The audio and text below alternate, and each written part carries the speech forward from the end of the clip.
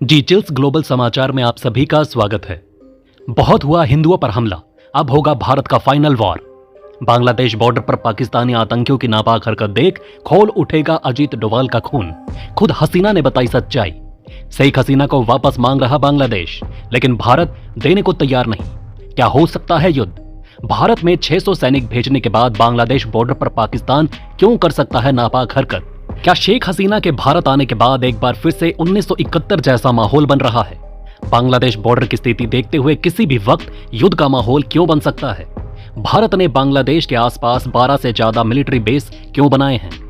दोस्तों, जानेंगे इन सारी बातों को बेहद विस्तार से, लेकिन आगे बढ़ने से पहले आप सभी के लाइक और कमेंट के लिए शुक्रिया। इस वीडियो के लिए एम करते हैं 1000 लाइक्स। दोस्तों, खबर आ रही है कि बेहद तेजी से पाकिस्तानी आतंकी बांग्लादेश में घुसपैठ करने की कोशिश कर रहे हैं और फिर बांग्लादेश भारत बॉर्डर का इस्तेमाल करके वो भारत के 5 राज्यों में एंट्री कर सकते हैं। हाल ही में खबर आई थी कि जम्मू कश्मीर में पाकिस्तान के 600 से ज्यादा कमांडो और सैनिक घुस चुके थे, लेकिन अब कश्मीर में सुरक्षा बढ़ाने के बाद पाकिस्तानी आतंकी बांग्लादेश बॉर्डर का नाजायज इस्तेमाल कर सकते हैं। हिंदुओं और मंदिरों पर हमले के बाद भारत सर्वाधिकार का खून खोल रहा है, क्योंकि ऐसा लग रहा है कि बांग्लादेश में अल्पसंख्यकों को पाकिस्तान के इशारे पर टारगेट किया जा रहा है। अगर बांग्लादेश के रास्ते भारत में पाकिस्तान के खूंखार आतंकवादी घुसते हैं तो यह भारत के लिए बड़ी मुसीबत होगी। इससे पहले ही उन्हें रोकना होगा, नहीं तो माहौल 1971 की तरह भयानक हो सकता है, जिसके बाद एक लंबी लड़ाई शुरू करनी पड़ेगी। कई जानकारों का मानना है कि बांग्लादेश में फिलहाल जो स्थिति है उसके हिसाब से इस सीमा का इस्तेमाल पाकिस्तानी आतंकी कर सकते हैं, स्मगलर भी कर सकते हैं। भारत और बांग्लादेश की सीमा ऐसी है, इसमें कई तरह की चुनौतियां हैं। भारत बांग्लादेश बॉर्डर पर कई इलाकों में जंगल, नदियां, पहाड़ और दलदली इलाका है। सीमाओं पर इंफ्रास्ट्रक्चर कम है। इसी कारण अब कश्मीर के रास्ते नहीं बल्कि बांग्लादेश के रास्ते पाकिस्तानी आतंकी भारत में घुसने की कोशिश कर सकते हैं। इसी कारण बॉर्डर पर सिक्योरिटी को बढ़ा दिया गया। लेकिन केवल सिक्योरिटी बढ़ाने से काम नहीं चलने वाला, बल्कि तुरंत बांग्लादेश में स्ट्राइक करना होगा ताकि उनका मनोबल तोड़ा जा सके। नहीं तो हाई कॉन्फिडेंस में आकर बांग्लादेश और पाकिस्तान 1971 वाली गलती दोबारा कर सकते हैं। यही मेन वजह है कि अजीत डोभाल भी बेहद घबराए हुए नजर आ रहे हैं और भारत में बॉर्डर सिक्योरिटी को लेकर हाई लेवल मीटिंग की जा रही है। इंदिरा गांधी भी इस विषय को लेकर पूर्वी पाकिस्तान पर हमला करके बांग्लादेश का निर्माण की थी और अब समझ आ गया है कि इतिहास को फिर से दोहराया जाए, क्योंकि आज बांग्लादेश के अंदर कई पाकिस्तानी आतंकी छुप कर बैठे हुए हैं। प्रदर्शन के समय शेख हसीना ने भी कहा था कि प्रदर्शनकारी छात्र नहीं बल्कि आतंकी हैं। अब आप खुद सोचिए कि अगर वो आतंकी है तो आतंक का मैन्युफैक्चरिंग और प्रोडक्शन कहां होता है? निश्चित तौर पर पाकिस्तान ने बांग्लादेश में आतंक फैलाने का काम किया है। बांग्लादेश बॉर्डर भारत के लिए खतरों से कम नहीं। आतंकवादी घुसपैठ के साथ ही फेंसिंग को लेकर स्थानीय तौर पर विरोध प्रदर्शन होता रहा है। इसके अलावा यहाँ छोटे मोटे विवाद भी होते रहते हैं। ह्यूमन ट्रैफिकिंग होती है, हथियारों, ड्रग्स, मवेशियों की स्मगलिंग भी होती है, जिन्हें रोकने के लिए इस सीमा के आसपास कई बेस बनाए गए, जिसकी चर्चा हम आगे करेंगे। लेकिन शेख हसीना के भारत आने के बाद स्थिति बिगड़ सकती है, क्योंकि बांग्लादेश में एक बार फिर से पाकिस्तान का राज स्थापित हो सकता है, जो भारत के लिए खतरनाक साबित होगा। अगर इसे रोकना है तो बांग्लादेश में सैन्य ऑपरेशन करना ही होगा। सबसे हैरान करने वाली बात तो यह है कि बांग्लादेश संकट को लेकर पाकिस्तान में हलचल तेज है। वो इस मौके का फायदा उठाकर पूरी तरह से भारत को डिस्टर्ब करना चाहता है, जो लगातार इकोनॉमिक ग्रोथ कर रहा है। जिस प्रकार तालिबान ने पाकिस्तान का जीना मुश्किल कर दिया है, ठीक उसी प्रकार बांग्लादेश के कट्टरपंथियों का इस्तेमाल करते हुए पाकिस्तान भारत में तबाही लाना चाहता है। बांग्लादेश में शेख हसीना सरकार को हटाने में अहम भूमिका निभाने वाली पाकिस्तानी सेना और उसकी बदनाम खुफिया एजेंसी ISI इस जीत का जश्न मनाने के लिए अहम बैठक कर रही है। इस बैठक में ISI चीफ भी पहुंचा है। सूत्रों की माने तो जमात इस्लामी और BNP के जरिए ISI ने छात्रों के इस आंदोलन को हवा दी और आखिरकार शेख हसीना को जाना पड़ा। आप खुद सोच कर देखिए, बिना चीन, अमेरिका और पाकिस्तान के समर्थन के बांग्लादेश उपद्रवियों के पास इतना खूंखार हथियार कहां से आया कि उन्होंने बांग्लादेशी सेना और सरकार को घुटने टेकने पर मजबूर कर दिया। इसके पीछे बड़े बड़े देशों की खतरनाक साजिश थी, जिसे कई सालों से हवा दी जा रही थी। चीन, अमेरिका और पाकिस्तान इस बात को बिल्कुल भी पसंद नहीं करते थे कि शेख हसीना भारत और रूस के करीब जा चुकी है, इसलिए उन्हें हटाने के लिए 300 लोगों को भी मरवा दिया गया। लेकिन वीडियो में आगे बढ़ने से पहले एक ब्रेकिंग अनाउंसमेंट।